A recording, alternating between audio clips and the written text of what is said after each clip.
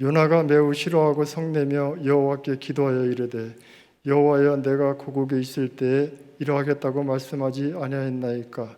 그러므로 내가 빨리 다시스로 도망하였사오니 주께서는 은혜로우시며 자비로우시며 노하기를 더디하시며 인애가 크시사 뜻을 돌이켜 재앙을 내리지 아니하시는 하나님이신 줄을 내가 알았음이니이다. 여호와여 원하건대 이제 내 생명을 거두어 가소서. 사는 것보다 죽는 것이 내게 나음이니이다 하니 여호와께서 이르시되 내가 성내는 것이 옳으냐 하시니라. 요나가 성읍에서 나가서 그 성읍 동쪽에 앉아 거기서 자기를 위하여 초막을 짓고 그 성읍에 무슨 일이 일어나는가를 보려고 그 그늘 아래 앉았더라. 하나님 여호와께서 박넝쿨을 예비하사 요나를 가리게 하셨으니 이는 그의 머리를 위하여 그늘을 지게 하며 그의 괴로움을 면하게 하려 하심이었더라. 요나가 박넝쿨로 말미암아 크게 기뻐하였더니 하나님이 벌레를 예비하사 이튿날 새벽에 그 박넝쿨을 갉아먹게 하심에 시드니라. 해가 뜰 때 하나님이 뜨거운 동풍을 예비하셨고 해는 요나의 머리에 쪼임에 요나가 혼미하여 스스로 죽기를 구하여 이르되 사는 것보다 죽는 것이 내게 나으니이다 하니라.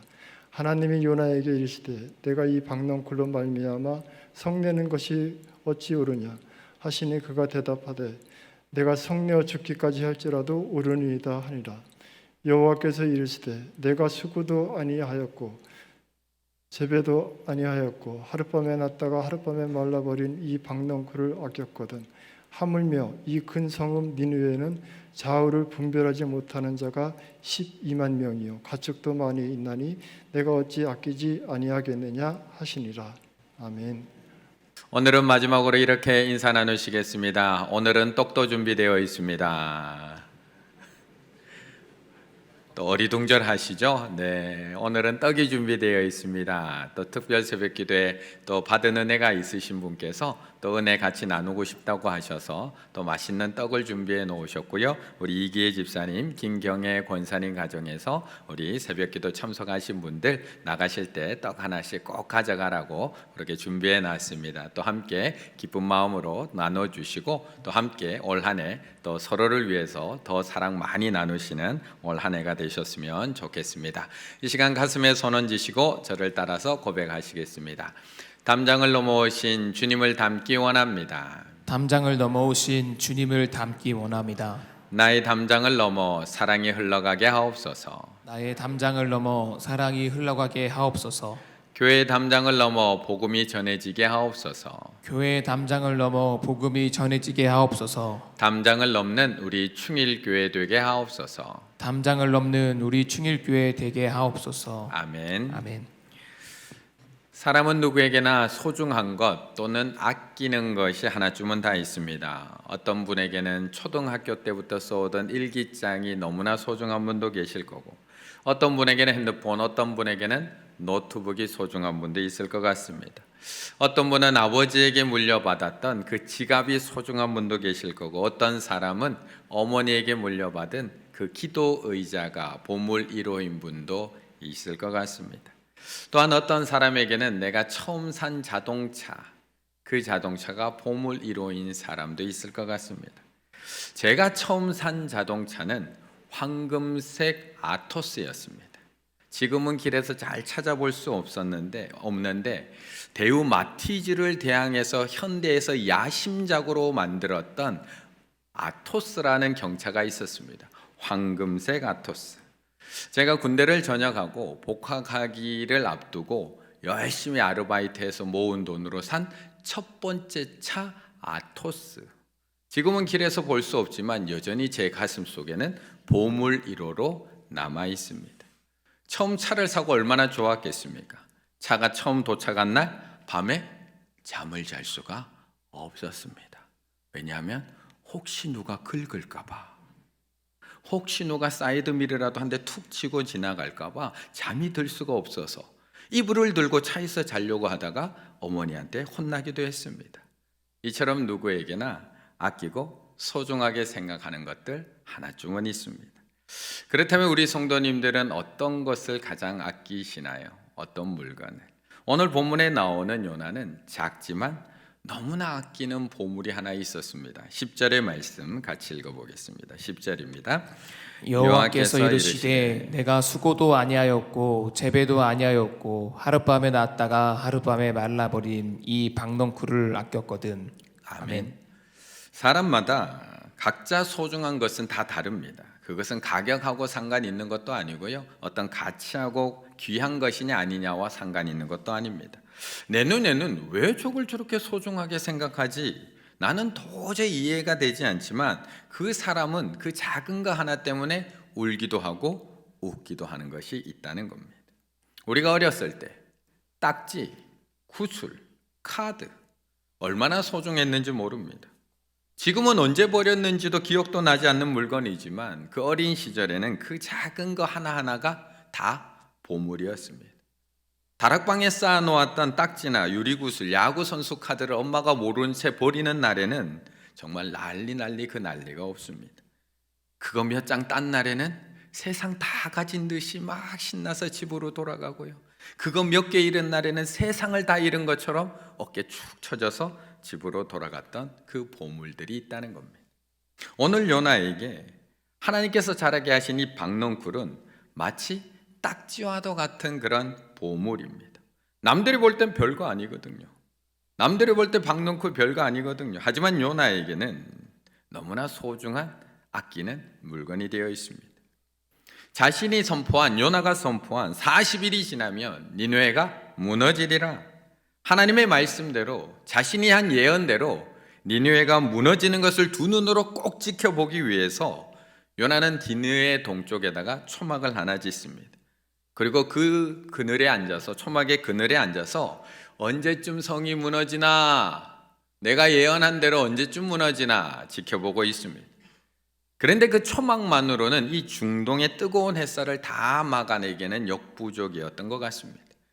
그때 하나님께서는 박넝쿨을 예배해 주십니다. 그리고 그 넝쿨로 그 뜨거운 햇살로부터 요나를 보호해 주십니다. 그러자 요나가 너무 기뻐합니다. 6절, 하나님 여호와께서 박넝쿨을 예배하사 요나를 가리게 하셨으니 이는 그의 머리를 위하여 그늘이 지게 하며 그의 괴로움을 면하게 하려 하심이었더라. 요나가 박넝쿨로 말미암아 크게 기뻐하였더니. 나의 뜨거운 햇살을 가려주는 박넝쿨, 우리가 보기에는 너무나 작은 것이지만 요나에게는 너무나 소중한 존재입니다. 자신의 뜨거움을 가려주는 존재, 나에게 그늘과 시원함을 제공해주는 존재, 자신이 여기 오래 앉아서 니느웨 성을 결말, 최후를 볼 수 있도록 지켜주는 존재. 그래서 요나에게 박넝쿨은 작지만 너무나 소중한 존재였습니다. 그런데 하나님께서 그 이튿날 새벽 벌레를 보내서 요나가 그렇게 소중하게 생각하고 아끼는 이 박넝쿨을 갉아먹게 만드십니다. 7절, 하나님이 벌레를 예비하사 이튿날 새벽에 그 박넝쿨을 갉아먹게 하시매. 그러자 마치 제가 딱지 버린 어머니에게 그렇게 막 화를 냈던 것처럼 요나가 하나님 앞에 막 화를 내기 시작을 합니다. 저희 딸이 마치 제가 모르고 장난감 하나를 버렸을 때 저한테 막 화를 내듯이 요나는 하나님 앞에 너무 심하게 분노하고 있는 겁니다. 9절의 말씀 같이 한번 읽어볼까요? 하나님이 요나에게 이르시되 내가 이 박넝쿨로 말미암아 성내는 것이 어찌 옳으냐 하시니 그가 대답하되 내가 성내어 죽기까지 할지라도 옳으니이다 하니라. 아멘. 엄청나게 화내고 있습니다. 그러면서 하나님은 우리에게 묻고 있는 겁니다. 너에게 박넝쿨이 그렇게 소중한데 나에게 니느웨 성이 왜 소중하지 않겠니? 너에게는 보잘것없는 그 박넝쿨 하나가 그렇게 화낼 정도인데 나에게 수십만 명, 좌우를 구분하지 못하는 수십만 명, 적게는 30만에서 100만을 예상하는 그 생명들이 니느웨 성이 왜 소중하지 않겠니? 라고 우리에게 묻고 있는 겁니다. 11절의 말씀 같이 있습니다. 11절입니다. 하물며 이 큰 성읍 니느웨에는 좌우를 분별하지 못하는 자가 12만여 명이요 가축도 많이 있나니 내가 어찌 아끼지 아니하겠느냐 하시니라. 아멘. 요나의 문제는 보잘것없는 박넝쿨을 소중하게 여긴 것이 아닙니다. 저희 딸의 문제는 보잘것없는, 제가 보기에는 별 볼 일 없는 플레이모빌을 소중하게 여긴 게 잘못이 아닙니다. 문제는 내 것은 그렇게 소중하게 여기는데 아버지의 것, 하나님의 것은 아무리 큰 것이라도 대수롭지 않게 생각하는 거, 그게 문제라는 겁니다. 내 딱지는 그렇게 소중한데 아버지가 아끼는 자동차는 소중하지 않습니다. 차 뒤에 어떻게 그렇게 더럽게 해놓고 타는지 모르겠습니다. 내 장난감은 너무나 소중한데 엄마가 아끼는 가방은 소중하지 않습니다. 그냥 길바닥에 그냥 내려놓습니다. 나한테는 안 소중하거든요. 내 박농쿨은 소중한데 하나님께서 아끼시는 이 니느웨 성은 다 무너져서 그 안에 백성들 다 죽어도 나와는 아무 상관이 없는 게 문제라는 겁니다. 우리는 안 그럴까요? 요나만 그럴까요? 우리는 안 그럴까? 철없는 저희 집 아이들만 그럴까요? 우리도 여전히 내 자식만 중요하지 남의 자식 중요하지 않습니다.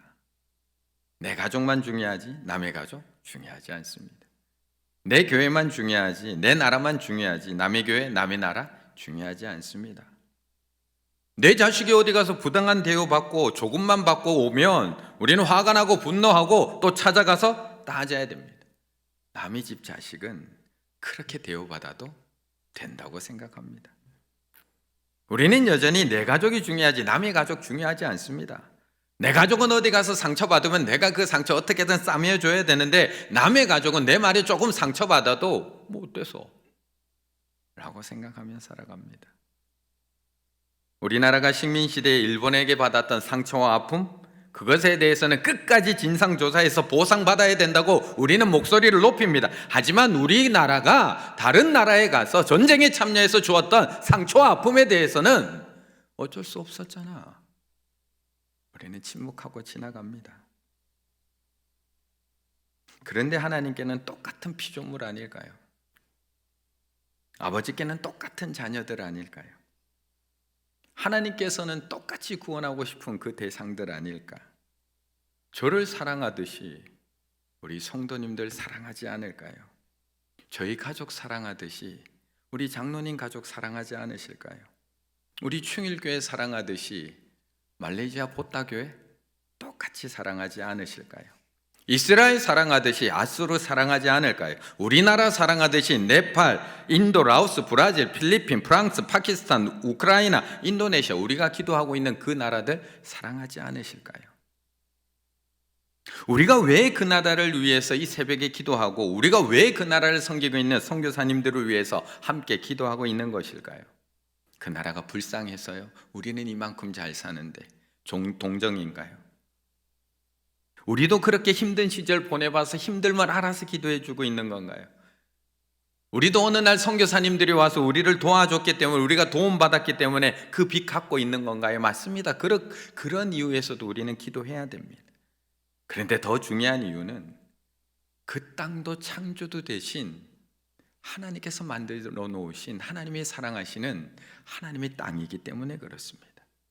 그 나라도 온 세상의 주인 되시는 하나님께서 사랑하시는 구원받기 원하시는 그 나라이기 때문에 그렇습니다. 우리가 나의 가족, 나의 교회, 나의 조국을 너무나 아끼고 사랑하듯이 사랑해야 됩니다. 그게 잘못된 게 아니라 그렇게 사랑하듯이 아버지 되신 하나님은 그 나라의 사람들, 그 나라의 교회들, 그 나라의 민족들도 너무나 아끼고 사랑하기 때문에 우리는 기도해야 된다는 겁니다. 그래서 선교에 있어서 아버지의 마음을 잃어버리면 다 잃어버리는 겁니다. 나를 이처럼 사랑하듯이 저 사람도 이처럼 사랑하시는 아버지의 마음을 잃어버리면 다 잃어버리는 겁니다. 아무리 하나님의 명령에 순종을 하며 살아도 내가 그 땅 가운데 가 있어도 하나님이 사랑하시는 그 땅 가운데 가 있어도 아버지의 마음 하나님의 사랑을 잃어버리면 도리어 그 땅에서 더 큰 죄를 지으며 살아갈 수도 있다는 것입니다. 3절의 말씀 한번 읽겠습니다. 3절입니다. 여호와여 원하건대 이제 내 생명을 거두어 가소서. 사는 것보다 죽는 것이 내게 나음이니이다 하니. 아멘. 요나는 하나님의 두 번째 말씀에 순종해서 그 먼 길을 걸어서 니느웨까지 와 있습니다. 분명히 요나는 변했고요, 요나는 순종했습니다. 하지만 그의 마음에는 아버지의 마음은 아직도 없습니다. 순종은 했지만 여전히 내가 한 예언대로 40일이 지나면 니느웨 무너지리라, 내가 한 예언대로 이루어지기만을 바라고 있습니다. 왜요? 난 예언자니까. 내가 말한 대로, 내가 예언한 대로 이루어져야지, 내가 정확한 거니까. 그런데 하나님께서 말씀하라고 한 대로 행하지를 않으십니다. 나는 하나님께서 하라고 한 대로 얘기했을 뿐인데 하나님이 뜻을 바꾸십니다. 심판하기로 하셨으면 심판을 해야 되는데 하나님이 도리어 마음을 돌리셔서 저들을 용서하신 겁니다. 그래서 요나가 화나는 겁니다. 하나님 심판하기로 말씀하셨으면 심판하셔야죠. 왜 용서하시는 겁니까? 40일 지나면 니느웨 망한다고 하셨잖아요. 그럼 망하게 하셔야죠. 3절, 여호와여 원하건대 이제 내 생명을 거두어 가소서. 그렇게 뜻 바꾸실 거면 제가 사는 것보다 죽는 것이 더 낫습니다. 마치 집 나간 동생이 살아 돌아오자 아버지가 바로 용서해 주는 걸 보고 화를 내고 있는 형의 모습과 너무나 똑같습니다. 누가복음 15장에 와 보면 돌아온 탕자 이야기에서 그 돌아온 동생을 바로 용서해 주는 아버지를 보면서 형이 그가 노하여 들어가고자 하지 아니하거늘 아버지가 나와서 구원한대. 분명 형은 지금까지 순종만 해온 사람입니다. 단 한 번도 아버지의 명을 어긴 적이 없습니다. 그러니 화가 날 수밖에 없습니다. 나는 수년 동안 이렇게 아버지의 말씀대로 살아왔는데 나를 위해서는 염소 새끼 한 마리도 주신 적이 없습니다. 그런데 돌아온 탕자, 아버지의 말씀에 불순종해서 떠났던 동생은 왜 바로 용서해 주시는 겁니까? 왜 기뻐하면서 살찐 송아지까지 잡아주시는 겁니까? 요나처럼 분노하고 있는 겁니다. 이처럼 우리가 순종의 자리에 있어도 아버지의 마음을 잃어버리면 더 큰 죄를 지을 수도 있습니다. 제가 아무리 순종해서 이 자리에 서 있어도 하나님의 명령대로 하나님의 말씀을 전하고 주의 일을 감당하고 있을지라도 아버지의 마음, 하나님의 사랑이 없으면 전문화된 순종일 뿐입니다. 전문화된 순종일 뿐입니다. 유진 피터슨 목사님이 쓴 목회자의 소명이라는 책에 보면 이 전문화된 소명이라는 단어를 사용을 합니다.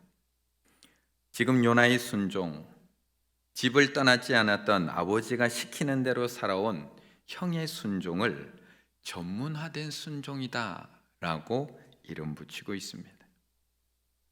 저는 사실 이 요나서를 준비하면서 여러 권의 책을 읽는데 이 책을 읽으면서 이 부분을 읽으면서 저에게 가장 큰 찔림이 있었던 것 같습니다.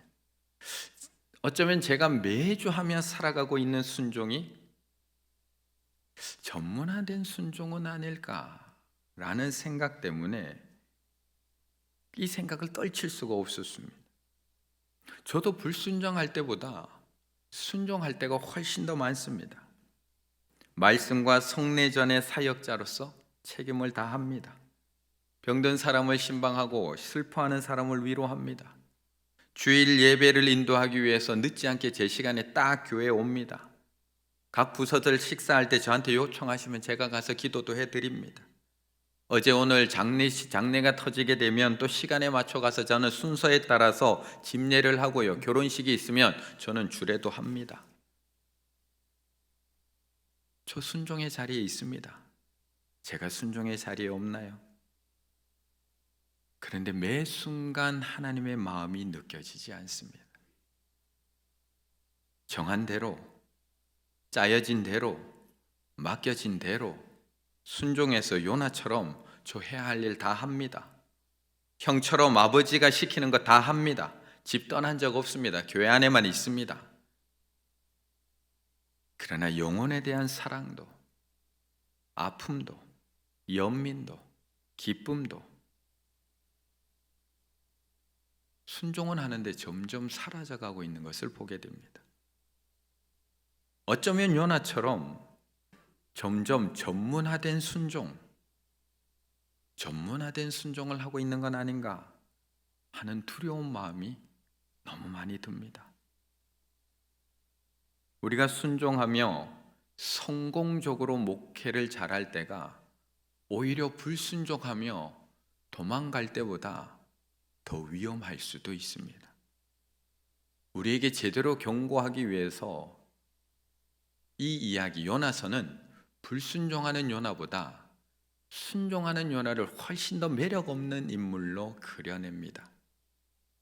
불순종할 때는 적어도 배에 탄 선원들에 대한 연민이라도 사랑이라도 있었는데, 순종할 때는 니느웨 사람들을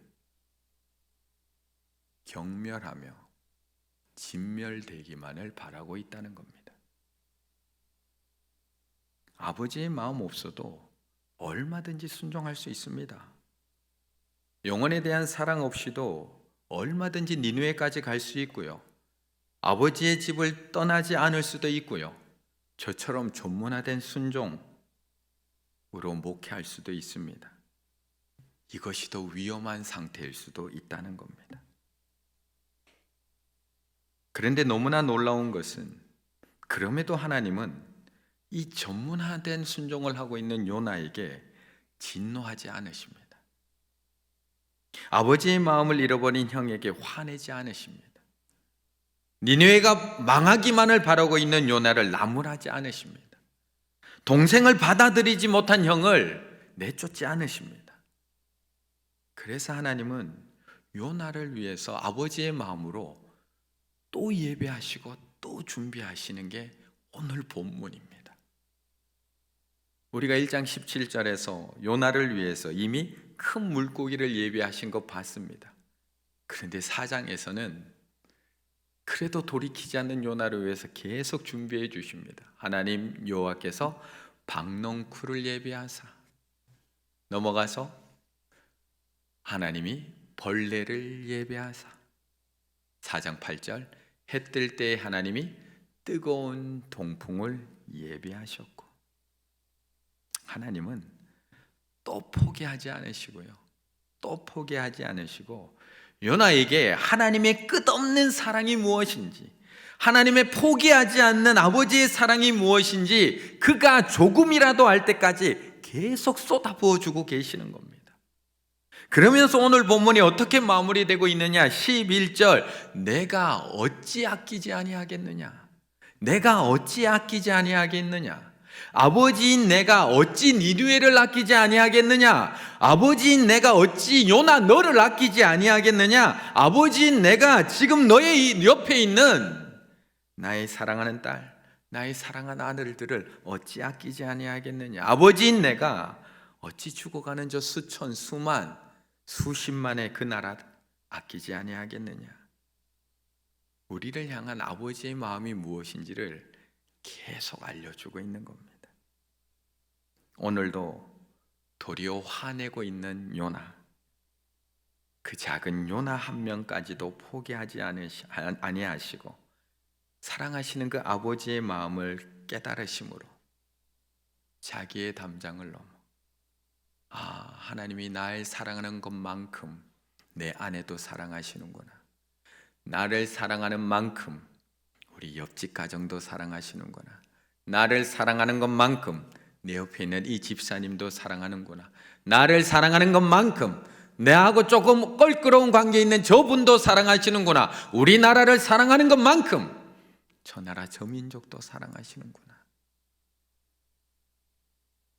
그 하나님의 사랑, 아버지의 사랑을 기억하시며 자기 사랑의 담장을 넘어 올 한해 하나님께서 사랑하시는 모든 교우들과 이웃들과 열방까지도 사랑해 내실 수 있는 우리 충혈의 가족들 다 되시기를 간절히 바라겠습니다.